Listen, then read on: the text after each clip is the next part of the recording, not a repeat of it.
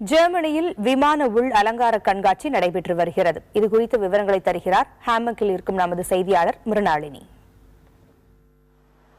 ஜெர்மனியின் ஹாம்பர்க் நகரில் நடைபெற்று வரும் விமான உள் அலங்கார கண்காட்சியில் விமான பயணிகளின் வசதிக்கான உட்புற வடிவமைப்புகள் இடம்பெற்றுள்ளன.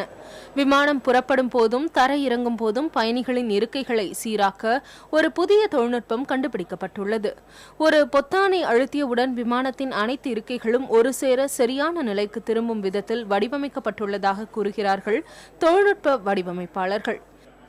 Baudenzüge, Auslösesysteme von Gasfedern mit Baudenzügen und haben daher auf Anfragen von Sitzherstellern unser Möbelsystem adaptiert für Flugzeugsitze, für Flugzeugpassagiersitze und haben mit unserem speziell entwickelten Auslösekopf bewirkt, dass der Auslösekopf die Kraft der Gasfeder reduziert und wir dadurch sehr dünne Seile verwenden können.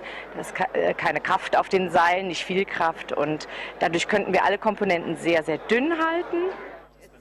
இதேபோல விமானத்தில் மின்சார பயன்பாட்டை குறைப்பதற்காக வெளிர் நிற LED விளக்குகள் அதிக அளவில் பயன்படுத்தப்பட்டு வரும் நிலையில் வண்ணமயமான எல்இடி விளக்குகளும் விமான உட்புற வடிவமைப்பு கண்காட்சியில் இடம்பெற்றுள்ளது. கண்காட்சியில் இடம்பெற்றுள்ள புதிய தொழில்நுட்பங்களை வாங்க பல்வேறு விமான நிறுவனங்கள் ஆர்வம் காட்டி வருவதாக கூறப்படுகிறது.